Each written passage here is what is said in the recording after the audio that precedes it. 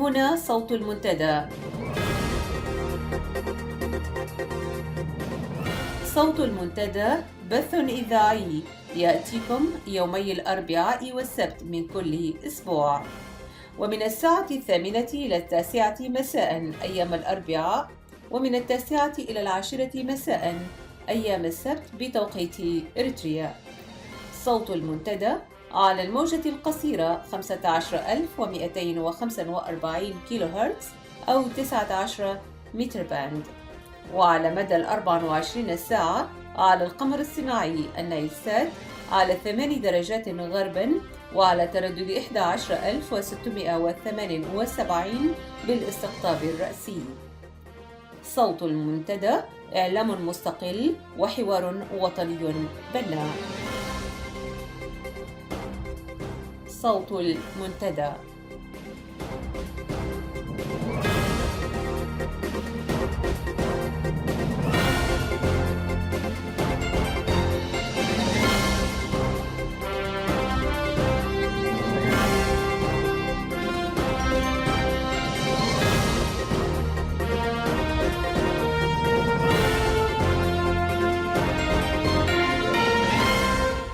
مستمعي ومستمعات صوت المنتدى، السلام عليكم ورحمة الله.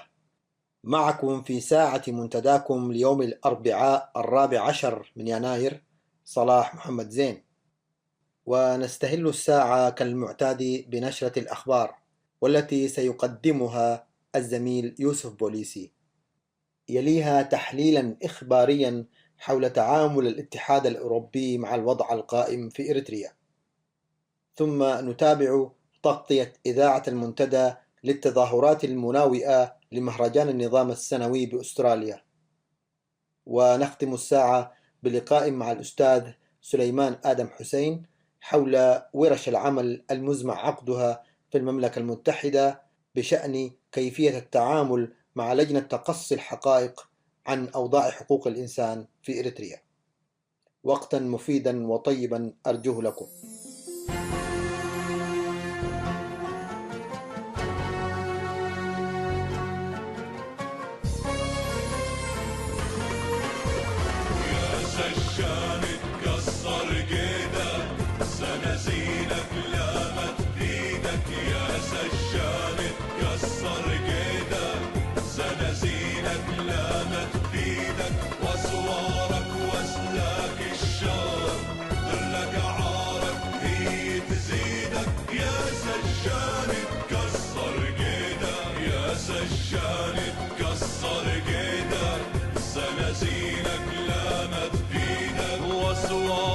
واسلاك الشوق ذلك عارك هي تزيدك.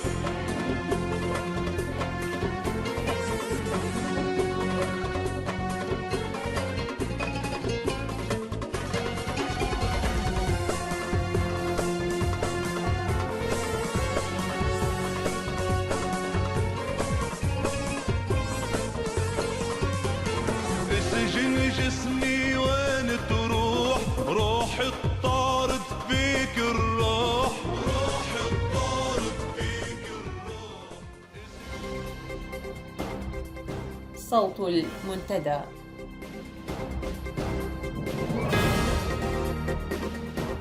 إليكم نشرة الأخبار لهذا اليوم، واستهلها كالعادة بالعناوين. هروب 13 من سجناء المركز الثالث للشرطة بالعاصمة أسمرة. جنديان من دمحيت يغتصبان فتاة إريترية قاصرة بمدينة كلوج. تقارير تتحدث عن معاناة قوات الدفاع الإريترية من أزمة حادة في التمويلات الغذائية.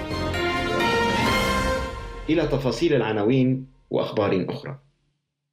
أفادت مصادرنا من العاصمة أسمر أن 13 من المواطنين الذين تم اعتقالهم في حملات التفتيش والمداهمة التي قامت بها أجهزة النظام في الآونة الأخيرة قاموا يوم أمس الأول الاثنين بالهروب من السجن أثناء تحويلهم من السجن المركزي الثالث للشرطة بالعاصمة إلى سجن عدابيتو سيء الصيد.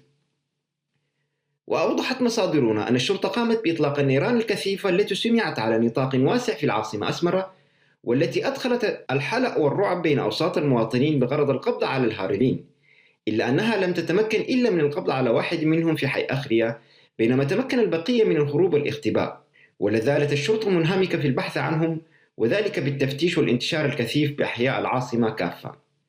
وتتحدث المصادر المواطنين الذين قاموا بعملية الهروب الناجحة كانوا يعانون في السجن المذكور لفترات ليست بالقصيرة في انتظار ترحيلهم من السجن عبد أبيتو بعد أن قامت وحدات مما يسمى بتنسيقية التفتيش العسكري التي يترأسها المدعو حزكا ميجور سيء السمعة بالقبض عليهم في مختلف أحياء العاصمة أسمرة.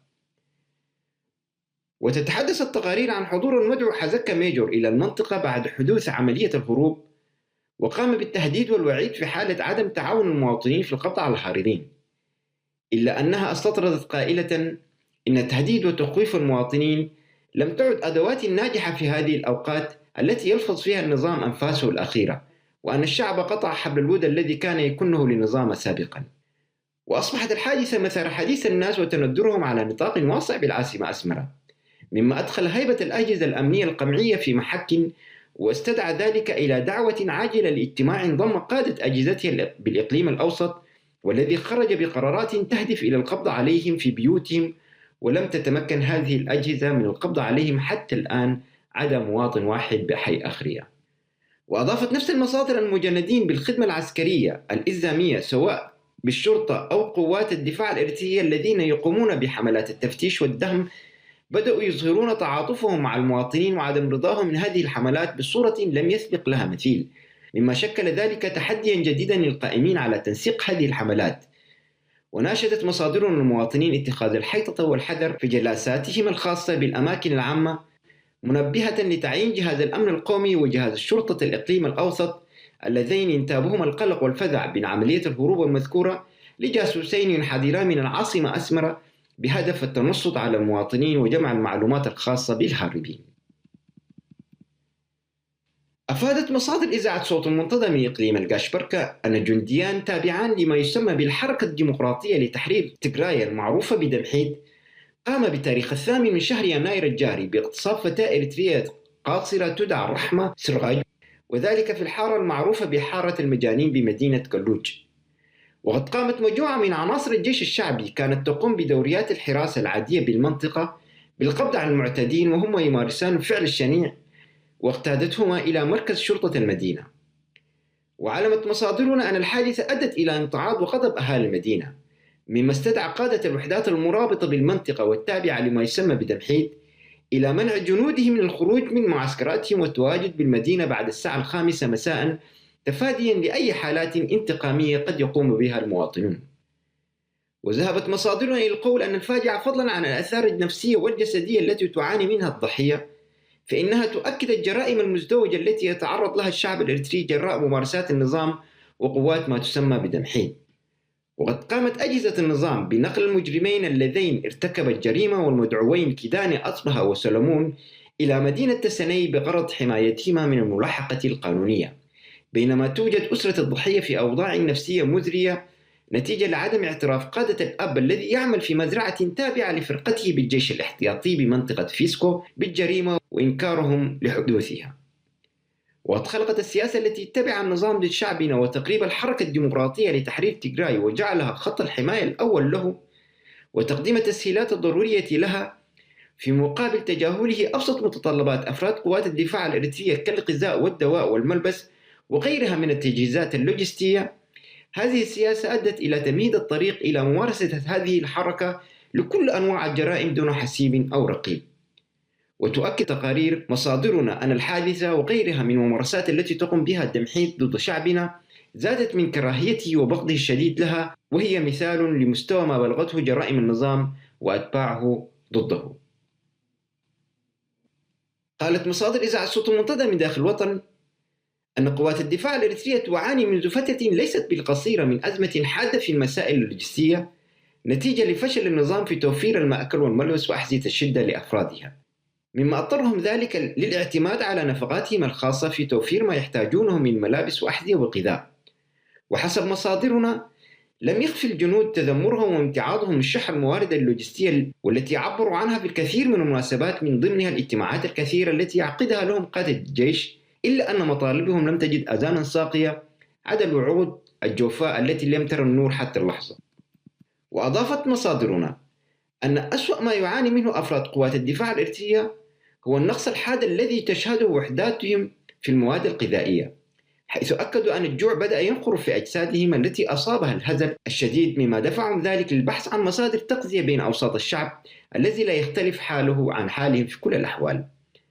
وعزت مصادرنا لنقص الحاج في المواد التموينية إلى تركيز النظام في تقوية ودعم وبناء ما يسمى بوحدات الحركة الديمقراطية لتحرير تيغراي المعروفة اختصارا بالدمحيد، التي تحيط به والتي أصبحت بمثابة خط الحماية الأمامي بالنسبة للنظام، وتناسيه أفراد قوات الدفاع الإريترية التي لم تعد محل ثقته.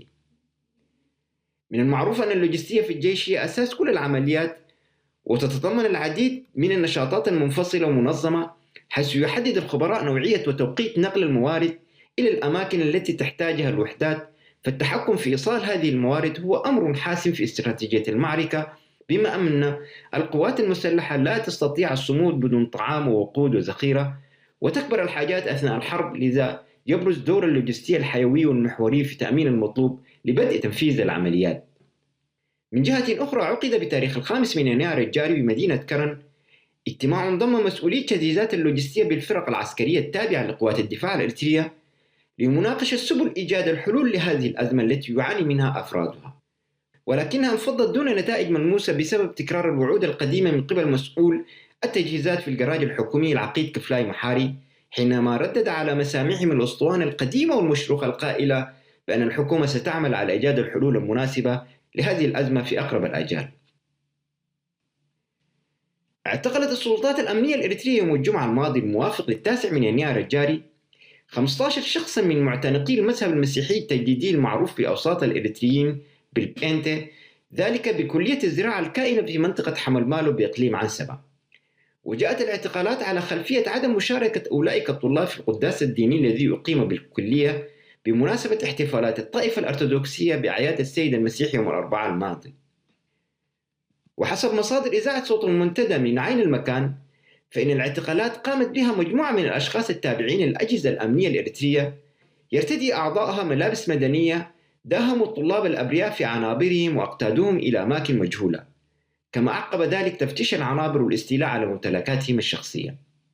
وفي خبر ذي صلة، قامت الأجهزة الأمنية التابعة للنظام بحملة اعتقالات في كليتي ماي نفحي للتكنولوجيا وكلية التمريض ببارونتو، طالت 56 طالب وطالبة من معتقدين نفس المذهب أي البينتي، واقتادتهم كالقطيع إلى أماكن مجهولة. وفي هذا الصدد تقول مصادرنا أن حملة الاعتقالات التي تقوم بها أجهزة النظام الأمنية تؤكد استمراره على نهجه في كبت الحريات الدينية وتقييد نشاطها. وحسب تقارير حقوقية صدرت مؤخرا، تتصدر إريتريا في الوقت الحالي قائمة أسوأ الدول التي تقيد الحريات الدينية والسياسية والاقتصادية. وفي تعليقها حول هذا الخبر، قالت مصادر إعلامية مراقبة للشأن الإريتري أن النظام الذي لا يتوانى الرئيس في تحويل البلاد إلى سجن كبير ولا تأخذه الرهفة بمن يختلف مع فكره ونهجه في تسيير الحكم، لا ترجى منه إلا ما هو أسوأ من ذلك. وأضافت أن الحرية الدينية أو حرية المعتقد أو حرية التعبد هو حق أساسي نصت عليه المواثيق الدولية، من ضمنها المادة 18 من الميثاق العالمي لحقوق الإنسان التي تنص على حقوق الفرد بالتمتع بالحرية الدينية وحرية المعتقد أو حرية التعبد، باعتبارها مبادئ تدعم حرية الفرد أو المجموعة في الحياة الخاصة والعامة في إظهار دينهم أو معتقداتهم أو شعائرهم الدينية، سواء بالتعلم أو الممارسة أو الاحتفال. واستنادا إلى ما قاله الرئيس إسياس حول مناظرته للعلماء الدين المتعالية خلال المقابلة التي أجراها بمناسبة السنة الميلادية لوسائل الإعلام المملوكة لنظامه، قالت نفس المصادر الإعلامية أن تصريحاته تؤكد استمراره على نهجه في تقييد الحريات الدينية منها والسياسية والاقتصادية وغيرها. لقى يوم الجمعة الماضي 11 مهاجرا أفريقيا من ضمنهم 4 إريتريين حتفهم في الصحراء الواقعة بين السودان وجمهورية مصر العربية أثناء رحلتهم من السودان إلى ليبيا بسبب البرد القارس الذي تشهده المنطقة هذه الأيام. وذكرت مصادر إذاعة صوت المنتدى من عين المكان أن الفاجعة حدثت بسبب سوء الأحوال الجوية السيئة المصحوبة بأمطار وموجة برد قارس وصقيع اجتاحت المنطقة أثناء انتظارهم للإغاثة بسبب تعطل المركبة التي كانوا يستغلونها ومكوسهم من المنطقة 3 أيام كاملة دون وصول الإغاثة المرجوة، ويوجد ضمن الموتى طفلان لم تحدد هوياتهما. وعلى الرغم من عدم صدور أي تصريحات بهوية الإريتريين 4 وأسمائهم، من جهات رسمية ما حتى هذه اللحظة، إلا أن مصادرنا أكدت أن عدد 6 من الضحايا ال11 الذين لقحتهم كانوا من الإثيوبيين. انتهت النشرة.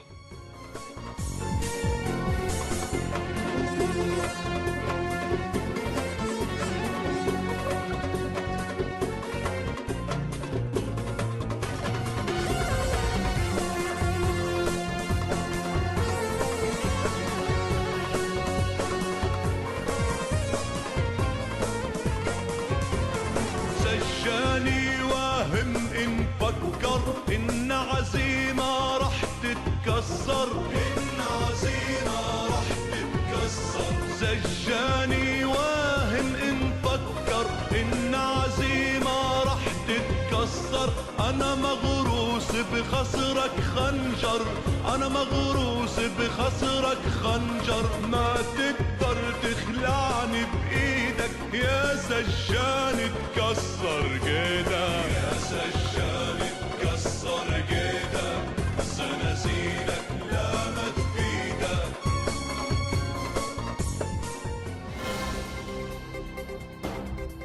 صوت المنتدى.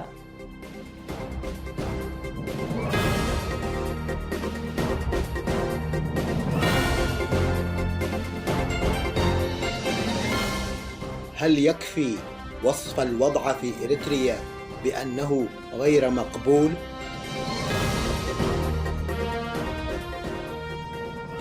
تناقلت وسائل الإعلام الإريترية والعالمية إعلان الاتحاد الأوروبي عن اهتمامه البالغ ومراقبته الوثيقة لأوضاع حقوق الإنسان والحريات في إريتريا.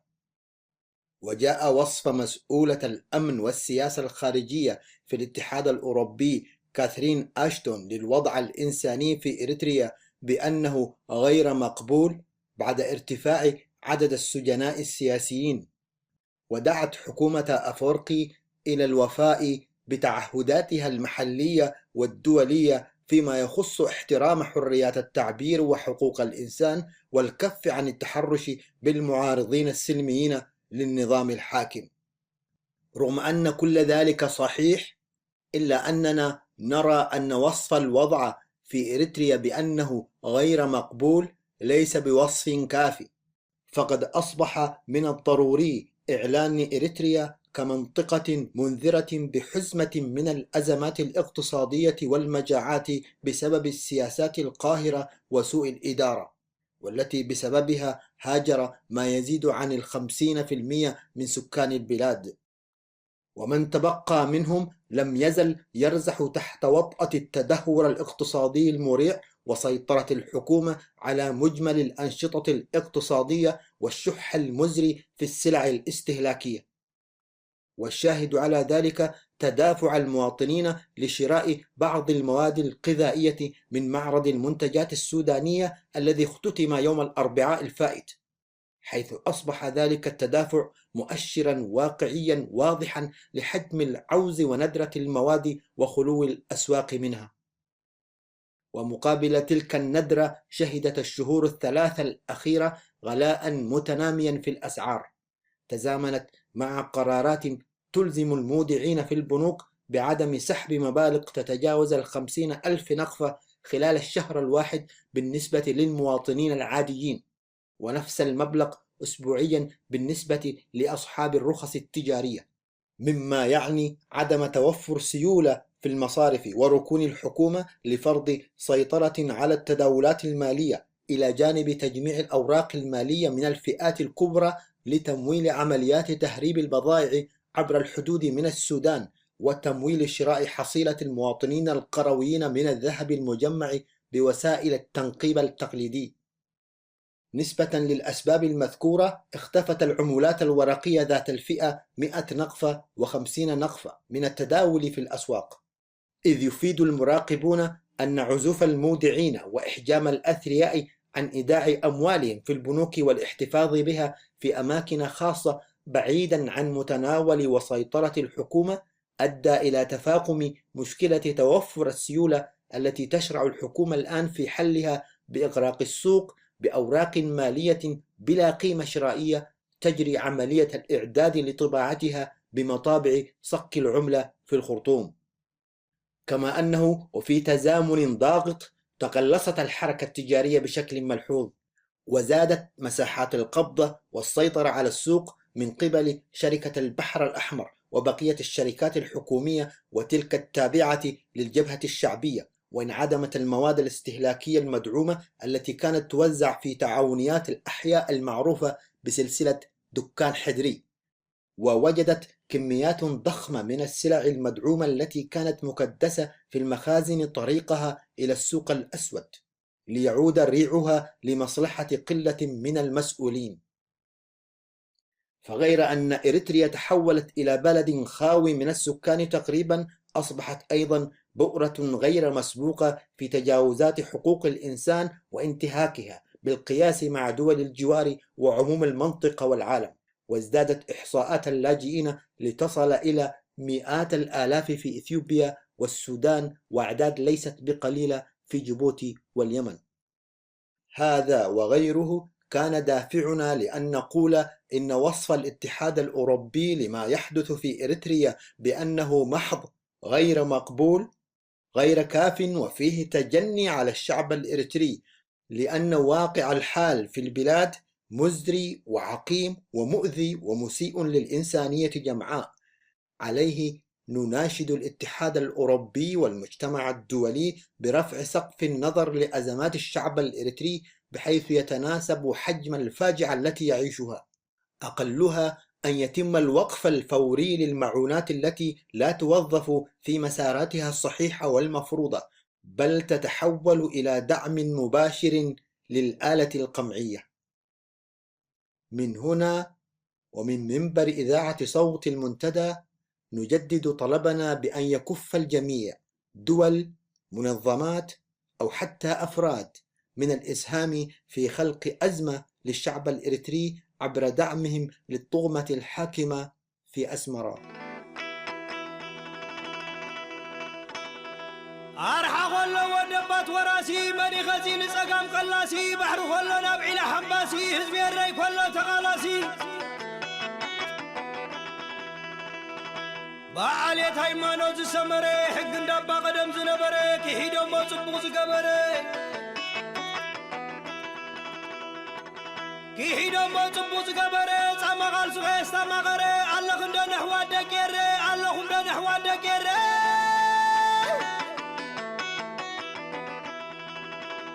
شبد بداتي ومدال حاطوري بترحكم مسيز بي مسعتري شبد بد شبد بد شبد بد شبد بد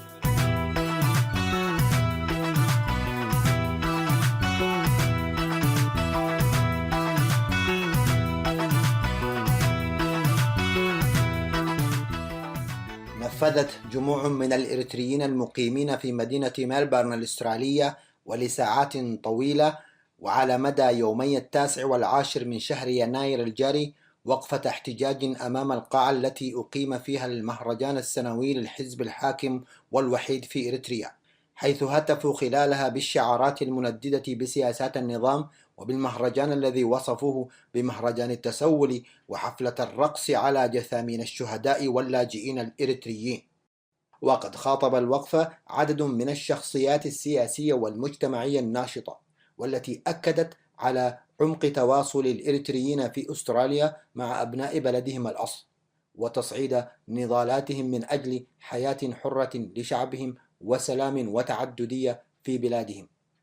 ميكروفون إذاعة المنتدى مع الزميل جمال همد كان هناك وسجل هذه الإفادات.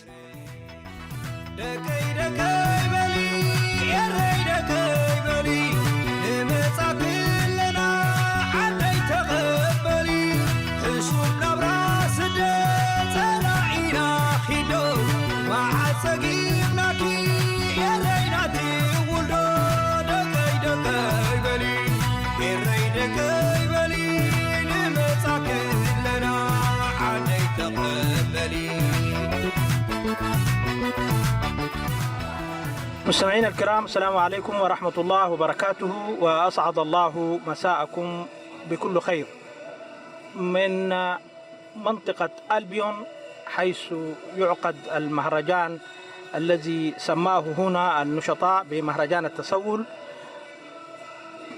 ألتقي بالأخ برهان إسماعيل، وهو واحد من المنظمين لهذه المهرجان المضاد إذا صح تسميته، وهو الذي يقام الآن في الشارع. باسم إذاعة المنتدى أرحب بك برهان، وما هي الرسالة التي تريد إيصالها؟ أهلا بك أستاذ جمال، وأهلا بإذاعة المنتدى.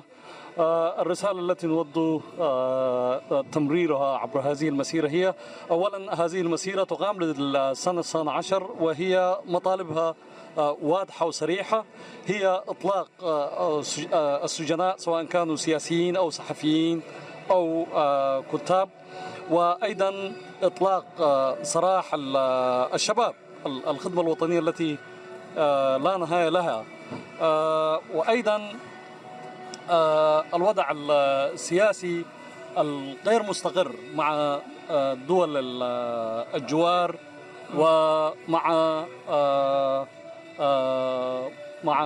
السياسة الإريترية الداخلية نفسها.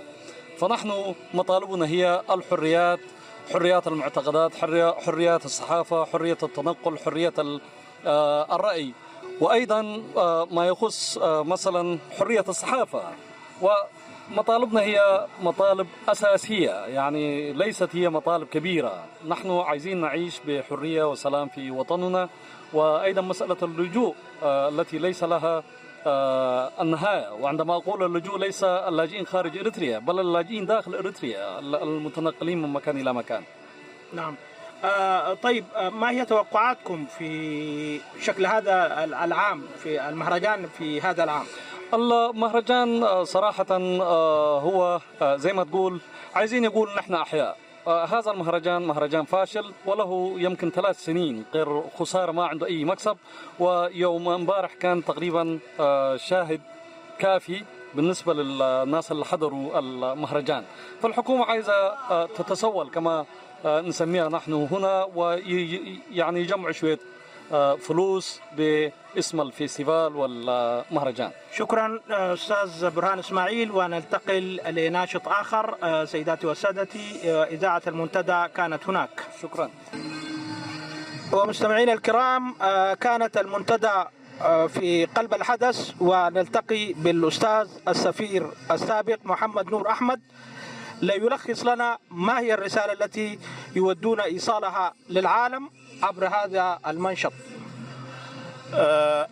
أولا العالم يجب أن يعرف أن الشعب الإريتري اليوم يعاني من نظام شمولي خالص. هذا النظام ليس له قانون، إنما قانونه هو كلمة الرئيس إسياس أو كلمة الدكتاتور إسياس، وبالتالي على الجميع أن يلتزم بما يقوله إسياس، ومن لم يلتزم بذلك فعليه أن يدخل السجن ولا يخرج منه إلا هو ميتا. فالشعب الإريتري الآن يعاني معاناة شديدة جدا، وللأسف الشديد الرأي العام العالمي لم ينتبه، حتى أو على الأقل حتى لو انتبه فإنه لم يتخذ الإجراءات اللازمة، حتى بالنسبة للعقوبات التي فرضها لم يتم تنفيذها حتى الآن. وحتى لجنة الحقوق يعني لم تتخذ الإجراءات اللازمة لتوجيه اتهام في في محكمة العدالة، مكتبة الجنايات الدولية، ليقف هناك ويحاكم كما يحاكم الشعب الإريتري بأكمله. وبالتالي نحن نوجه هذا النداء إلى الرأي العام العالمي بصفة عامة، وإلى لجنة حقوق الإنسان بصفة خاصة للاهتمام بهذا الموضوع وإعطائه أهمية واتخاذ الإجراءات العملية اللازمة لوقف مثلا هذا النظام أو ما يقوم به هذا النظام من تعسف ضد الشعب الإريتري. شكرا جزيلا. كان هذا الأستاذ محمد نور أحمد القيادي بالمعارضة الإريترية والسفير السابق، وقد حدثنا من قلب الحدث. شكرا لكم.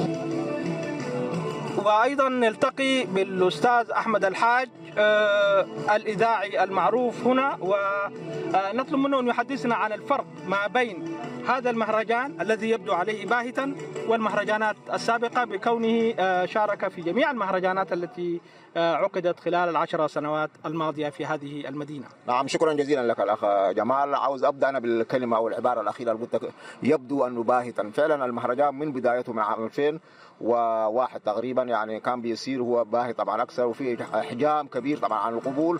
مع ذلك هي الناحية النفسية طبعا النظام مصر أنه على حتى ما عاوز يتنازل طبعا، ما عاوز عناد، هو طبعا عناد لكن قاعد يجلب له مزيد من الخسائر. أنا عاوز أتوقف طبعا في المهرجان السابق طبعا ألغي المهرجان عام 2003 ألغي، وقيل أنه كانت هناك المأساة بتاع الأمبدوزة طبعا، لكن فيما بعد اكتشفنا أنه ما كان في إقبال من داخل الناس المنظمين نفسهم. كان الناحية النفسية طبعا بتاعتهم كانت تعبانة خالص، وكانوا يائسين طبعا بالوضع، وخاصة بعد الأحداث التي عقبت الأمبدوزة، وبالتالي تم تأجيله. في هذا العام كما نرى هم رجعوا طبعا وعادوا، لكن عادوا أكثر غموضا طبعا. نحن زي ما عارفين هم أعلنوا قبل يومين فقط مكان المهرجان طبعا، وده تخوفهم من المنظمين وتخوفهم من الناس المعارضين طبعا.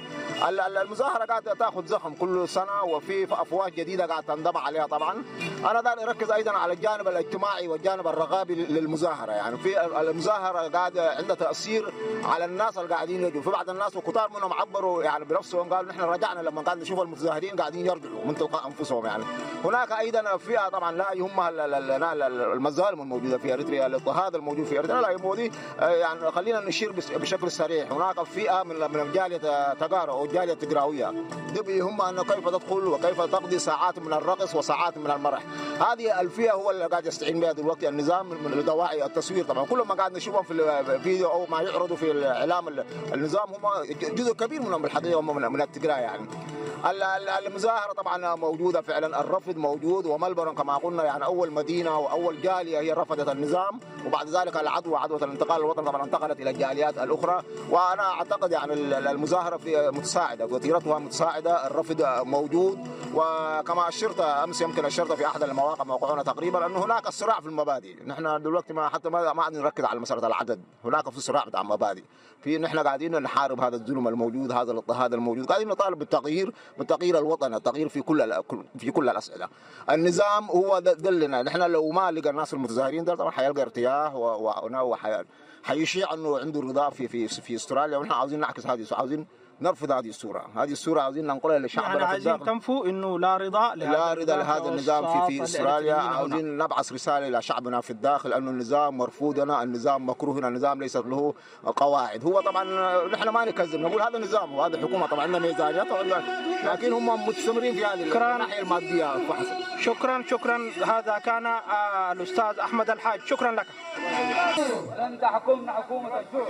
اكتف عندنا قدف.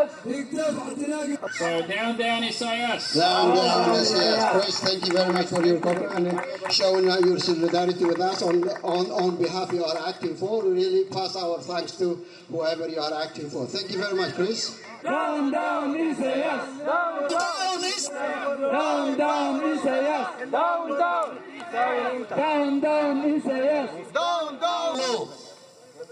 أبتسكارو في بالعولو زحزني تقواريو أينو علو كنذكرو سقاي سيناي سهارا دحرنا صنتو زخل مكرا أي شفت النت يبل محدرا هاجر كان صلي هقدف كراخرا انتاي فاليو مس مغزات محرا جقانو ناس بالعي ببترا هقدف رسح هقدف عضلات إسرات فتاح هقدف رسح إسرات فتاح داون إسياس داون إسياس هقدف قتاليت قاد كل تكس 24 عامت ودينا اندئي نتنفس اجنيت اقروز نعيش تعسكرة اندئي نتبقس اجنيت تعسكرة اندئي نتبقس طبطتو يتقرع ويتشقي ويتعوعل ويتحرس قدام طبطيو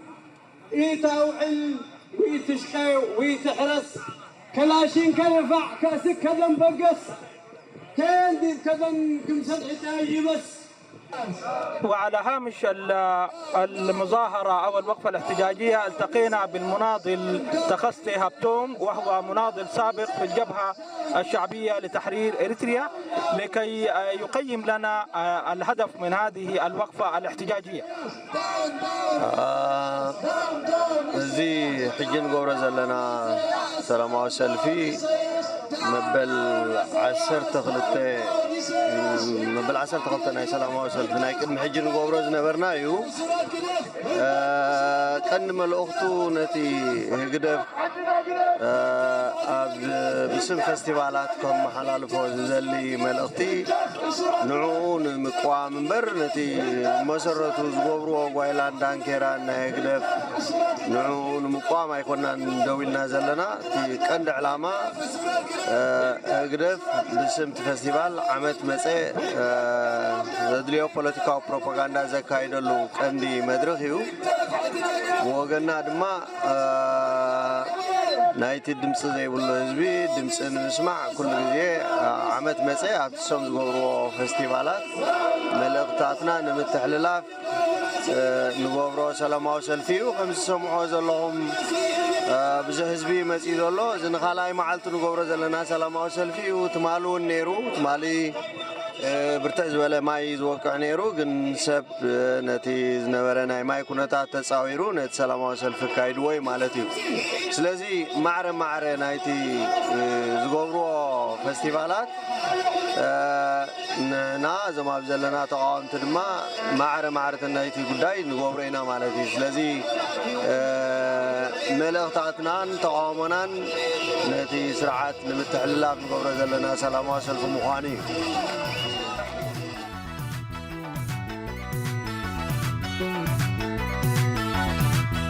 دكي بلي خم والعادي تادي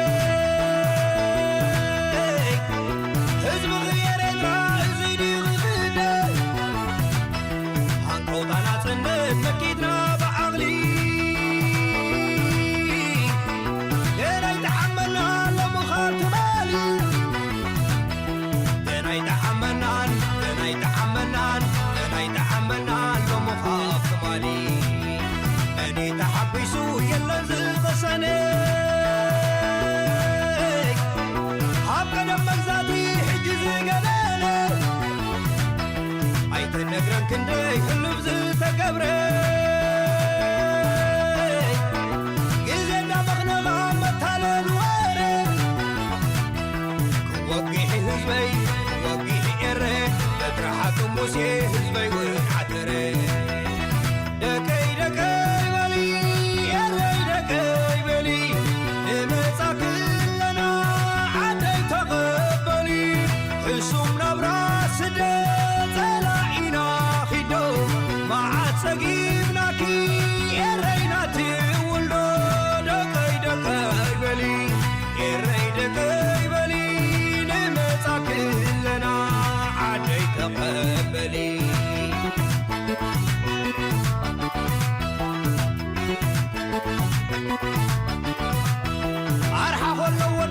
راسي مني غزين سقام فلاسي بحر غلو نبعي لحباسي حزبي الري كله تغلاسي بعليت هيمانوت السمري حق الدفع قدم زنبري كي حينو مصبوغ زغمري ساما غالسو غيس ساما غري عسباس حبتام ودم بحرا هدم سوسي حسم كي إريترا بعل لي داق ما بسمرا بلبل بلبل بلبل من سيت بقس بلبل بلبل بلبل بلبل من سيت بقس بلبل شارر هم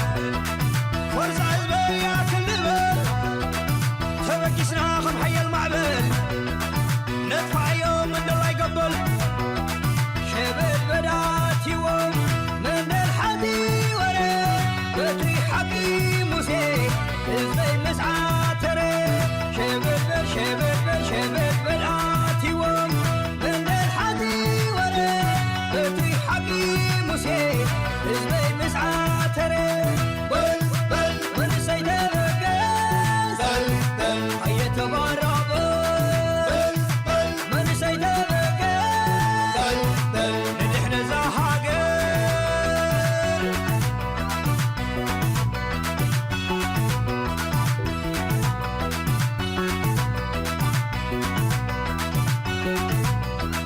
صابو يعبر يديد كامل فرصة حزبي ياكل نبل فمك يسراغم حي المعمل ندفع يوم من الله يقبل صابو يعبر يديد كامل فرصة حزبي ياكل نبل فمك يسراغم حي المعمل ندفع يوم من الله يقبل شبت بدات يوم من الحدي ولا بتي حقي موسى حزبي مسعى ترى شبت شبت شبت بدات يوم من الحدي ولا بتي حقي موسى حزبي مسعى ترى بل بل من سيد القاس بل بل حي تبارك بل بل من سيد القاس بل بل نحن زهاقر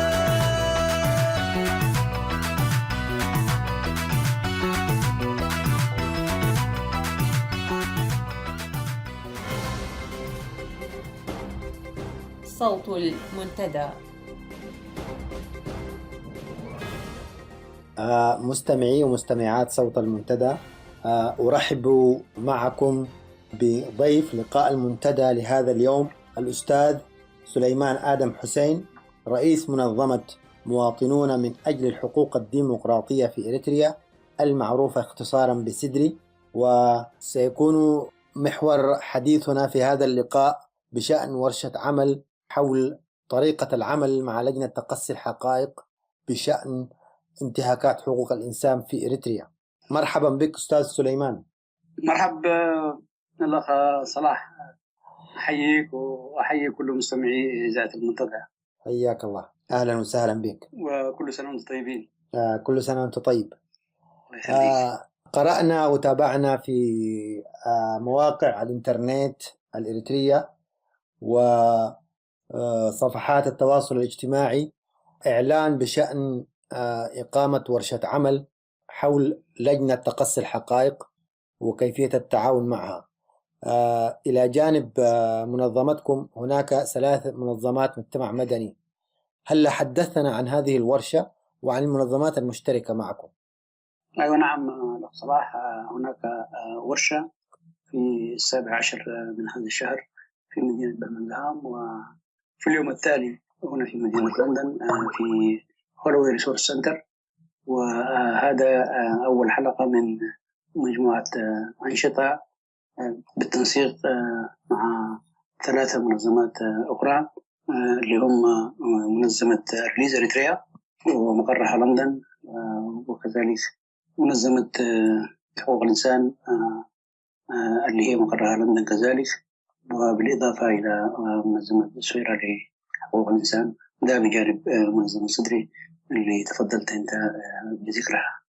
وهذه الورشة تعريف حولها هي تحسبا للزيارة المرتقبة من فريق التحقيق التابع للجنة تقصي الحقائق التي شكلت في يونيو الماضي من طرف مجلس حقوق الإنسان الإريتري، وبعدها بأيام سيأتوا أعضاء لجنة التحقيق نفسهم إلى بريطانيا في زيارة رسمية، ومن ضمن برنامجهم هو الالتقاء بأعضاء الجالية الإريترية لجمع معلومات حول انتهاكات حقوق الإنسان في إريتريا. نعم. طيب، طبيعة الورشة والمحاور أو ما الذي سيحدث في هذه الورشة؟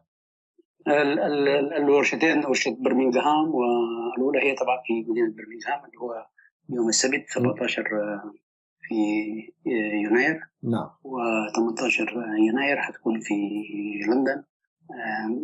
هذه الورشة هي مفتوحة لكل أعضاء الجالية الإريترية هنا في المملكة المتحدة، والهدف منها هو تعريف الرأي العام الإريتري باللجنة نفسها وكيفية عملها وكيفية التعامل معها. نعم. طبعا الهدف هو شرح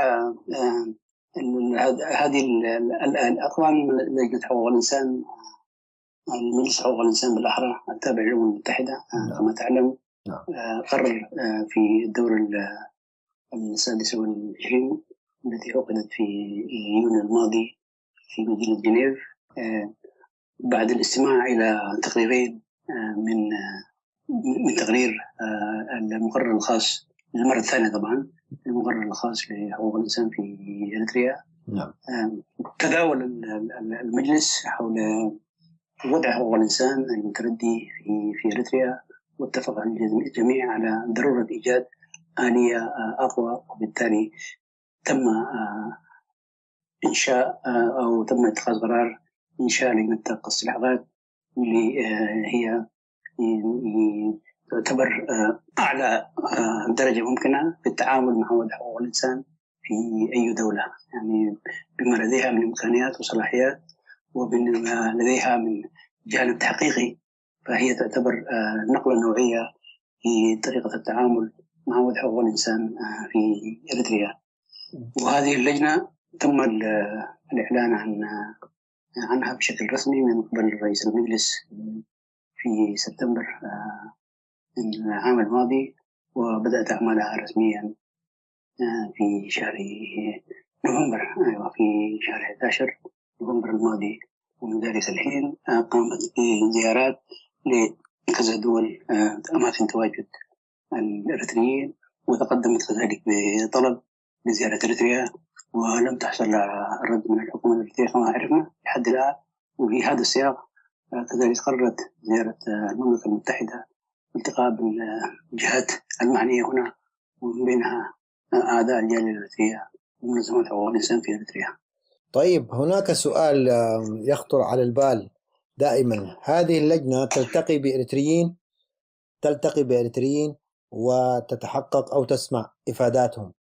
يعني نعم تلتقي بالأفراد بكل ما لديه معلومات أو شهود أو ضحايا انتهاكات حقوق الإنسان في إريتريا. مهمته هي جمع المعلومات والتحقق عن مصداقيتها وبالتالي اعتمادها وتوثيقها، هذه من ضمن مهام اللجنة. ففي هذا السياق سوف تلتقي بالمنظمات، بالأفراد، بالجماعات في المملكة المتحدة وفي كل الدول كذلك اللي تزورها اللجنة. نعم. كنت أريد أسألك في إنه أنا مثلا في لندن أو في المملكة المتحدة بشكل عام ألتقي باللجنة وأحكي لها حكي عن انتهاكات شاهدتها، ولكن ليس لدي دليل. فمسألة التحقق حول صحة ما قلت أو عدمه كيف يتم ما دام هذه اللجنة غير مسموح لها بدخول إريتريا؟ فكيف تحل هذه المعضلة؟ طبعا ما ننسى أولا أنه وضع حقوق الإنسان في إريتريا في كثير من جوانبه هو موثق من قبل جهات أخرى تعاملت مع الشأن الإريتري. كما ذكرت أولا هناك مقرر الخاص عملت لفترة 2 سنين وقدمت تقارير إلى مجلس حقوق الإنسان في دورتين متتاليتين. والمقرر الخاص أخذت شهود، التقت بضحايا، التقت بأقاربهم، زارت معسكرات اللاجئين، حتى وإن رفض السماح لها بزيارة إريتريا إلا أنها تجولت في دول الجوار وما كان تواجد الإريتريين، والتقت بكثير من الضحايا والشهود. وبالتالي هناك ما يكفي من المعلومات حول انتهاكات حقوق الإنسان. فهذه اللجنة يعني هي التحقق من هذه الانتهاكات الموجودة ومن ثم توثيقها بشكل رسمي. يعني كل من لديه معلومات عن انتهاكات ولو مزمعة عن حقوق الإنسان في إريتريا ما له إلا أن يدلي بتلك الشهادات، وعلى اللجنة التحقق من صحة أو عدم صحة تلك المعلومات، وعندها آليات طبعا وعندها إمكانيات للقيام بمثل هذا التحقيق. هناك أيضا معضلة أخرى في نظري أو في نظر الكثيرين، وهي من يعتقد أنهم أكثر تضررا من هذا النظام، يجدون الصعوبة ربما في التواصل من ناحية اللغة، أو كمان أهلنا في المعسكرات ليست لديهم هذه الوسائل المتقدمة للاتصال بالإيميل أو السكايبي أو الهواتف. ففي مخاوف إنه هناك يعني الشكاوي أو الانتهاكات التي حدثت في إريتريا ليست كلها ستصل لعلم هذه اللجنة. هذا صحيح الأخ صلاح، ونحن كمنظمات معنية بأوضاع حقوق الإنسان في إريتريا ما نسعى إليه هو أولا التعريف باللجنة نفسها وكيفية عملها وكيفية التعامل معها. واللجنة في حد ذاتها واخذة في الاعتبار كل هذه الصعوبات التي ذكرتها أنت، وحتى وعندها طريقة معينة للتعامل لتسهيل مهمة الأفراد أو الجماعات الذين يمتلكون معلومات حول انتهاكات حقوق الإنسان، أو الذين تضرروا هم شخصيا أو تضرروا قاربهم أو يملكون معلومات وشاهدوا حدوث مثل هذه الانتهاكات. فهي مثلا يعني توفر مترجمين عند الحاجة، تغطي نفقات سفرهم وتضمن لهم، وهذا الأهم ربما السرية. فبالتالي لأنه ما نعرف أنه الكثير من الإريتريين لديهم كثير من المعلومات عن انتهاكات حقوق الإنسان، إما يكون هم تعرضوا لانتهاكات، إما يكون أقاربهم تعرضوا للانتهاكات، إما هم يكونوا شاهدوا مثل هذه الانتهاكات، ولكن يترددوا من الإدلاء بمعلومات نتيجة لخوفهم على أسرهم الذين يتواجدون في إريتريا. وبالتالي في مثل هذه الحالات اللجنة تضمن السرية الكاملة حتى لحماية الشهود وكذلك الضحايا. هل هذه اللجنة أيضا لها إمكانية الانتشار والوصول إلى معسكرات اللاجئين الإريتريين المنتشرة في دول الجوار؟ لدينا عدد من المعسكرات في شمال إثيوبيا، عدد من المعسكرات في إقليم العفر الإثيوبي. أهلنا العفر من إريتريا لجوا إلى إقليم العفر الإثيوبي. هناك معسكرات ولاجئين في اليمن. هناك شهود عيان لجرائم متوزعين منتشرين في هذه المعسكرات والمخيمات. هل تعتقد أن هذه اللجنة ستصل إلى هؤلاء المبعثرين في أنحاء العالم أو في دول الجوار بشكل خاص؟ طبعا اللجنة تقص الحقائق التي كونت العام الماضي وبدأت منذ شهرين عملها عندها فترة زمنية محددة، إلا أنه في مثل في تلك الفترة المحددة اللي هي لفترة عام، فهي أولا تقدمت بالطلب لزيارة إريتريا والتحقق من المعلومات التي لديها حول انتهاكات حقوق الإنسان، ومن ثم كما أعلنت سوف تزور كل أماكن تواجد الإريتريين في المهجر، وعلى رأس الأماكن تواجد الإريتريين في المهجر طبعا معسكرات اللجوء اللي هي أول أماكن يوصل إليها الهاربين من بطش النظام في إريتريا. وبالتالي الإجابة على سؤالك نعم أعتقد ذلك، أنها سوف تزور المعسكرات اللاجئين سواء كان في السودان أو في جيبوتي أو في إثيوبيا أو في اليمن كذلك. طيب، هناك عامل الزمن حسب تصريحات اللجنة بأن يوم 30 أو نهاية هذا الشهر، شهر يناير، هو آخر يوم لتلقي الإفادات والشهادات. هل يكفي هذا الوقت للوصول إلى كل هذه المعسكرات في السودان وجيبوتي واليمن وإثيوبيا؟ شكرا على السؤال. أعتقد هذا سؤال مهم. على حسب ما أدري هذا التاريخ أو هذا الأجل لا يعني الشهود ولا يعني الأفراد أو الجماعات الذين يتقدمون بشكل مباشر للجنة أو الأشخاص التي اللجنة قررت أن تقابلهم سواء كان في معسكرات اللاجئين أو غيرها من الأماكن. هذا التاريخ يعني فقط من يريد تقديم إفادات مكتوبة يعني للجنة. الأجل المحدد بالنسبة لي هو يوم 31 هذا الشهر، أما التحقيق نفسه سوف يستمر طول فترة العام التي أعطيت للجنة. بالعودة إلى الورشة، إلى أي مدى هذه الورشة مهمة وما الذي ينبغي أن يحضر إليه الإريتري المقيم في المملكة المتحدة لحضور هذه الورشة إن كانت في برمنغهام أو في لندن؟ أولا الهدف الورشة هو لتوصيل المعلومة الصحيحة حول الآلية التي توفرها لجنة تقصي الحقائق، يعني الاطلاع على المعلومات التي توجد لدى الإريتريين. فبالتالي ما نهدفه من هذه الورشة هو التعريف باللجنة نفسها، بكيفية عمل اللجنة، بأهداف اللجنة، وبكيفية التعامل، كيفية وسائل التعامل معها. فبالتالي الفرد بعد ما يعرف كيف يتعامل مع اللجنة يقدر يقرر إما الاتصال باللجنة أثناء وجودها عن طريق إحدى المنظمات العاملة في مجال حقوق الإنسان، أو الاتصال المباشر باللجنة نفسها، أو الاتصال بأي وسيلة هو يراها. لأنه أنا يعني الأول ما ذكرت حتى اللجنة تقدر تتصل بالأفراد والجماعات حتى عن طريق التليفون أو السكايب، يعني في أماكن تواجدهم. إذا كان في هناك أشخاص يعني عندهم صعوبة التنقل ومقابلة اللجنة تقدر تتلقى يعني حتى إفاداتهم عبر السكايب، عبر التليفون، أو عبر أي وسائل الاتصال الأخرى.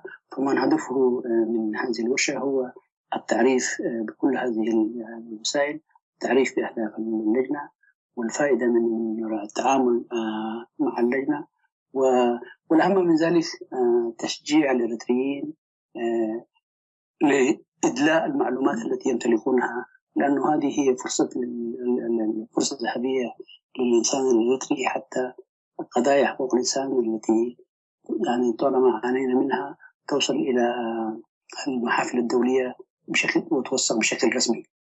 جميل جدا. نحن في ختام هذا اللقاء نشكرك الأستاذ سليمان آدم الحسين رئيس منظمة سدري، وللإفادات التي تفضلت بها حول ورشة عمل خاصة ستعقد بشأن طريقة التعامل أو العمل مع لجنة تقصي الحقائق حول حقوق الإنسان في إريتريا، التي ستنعقد في نهاية هذا الأسبوع بلندن وببرمنغهام في البداية، ثم اليوم التالي في لندن. نشكرك جزيل الشكر ونضم صوتنا إليك بالدعوة وضرورة والحرص على المشاركة في هذه الورشة. وأنا كذلك أشكرك على إعطاء هذه الفرصة. وإذا سمحت لي يعني أحب أضيف فقط حاجة أخرى، إنه للذين يستمعون إلينا الآن هناك عدة وسائل للاتصال بلجنة تقصي الحقائق وإعطاء المعلومات إليها. هناك موقع إلكتروني خاص باللجنة، وهناك بريد إلكتروني، وهناك وسائل الاتصال بها كذلك موجودة في الموقع الخاص بلجنة تقصي الحقائق. وهذا وشكرا. شكرا لك. في أمان الله. شكرا. طالع لك من فوق السور، نازل لك من تحت الدور، نازل لك من تحت الدور. طالع لك من فوق السور، نازل لك من تحت الدور. عالباغي رح يجي الدور، عالباغي رح يجي الدور. هذا وعد استنى وعيدك يا سجان تكسر جيدك، يا سجان تكسر جيدك. زنازينك لامت بيدك، يا سجان تكسر جيدك. زنازينك لامت بيدك، واسوارك واسلاك الشوك. ذلك عارك هي تزيدك، يا سجان تكسر جيدك. صوت المنتدى.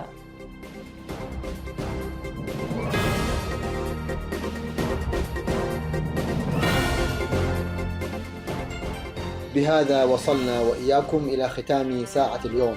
حتى اللقاء بكم في ساعة جديدة. ابقوا في حفظ الله ورعايته.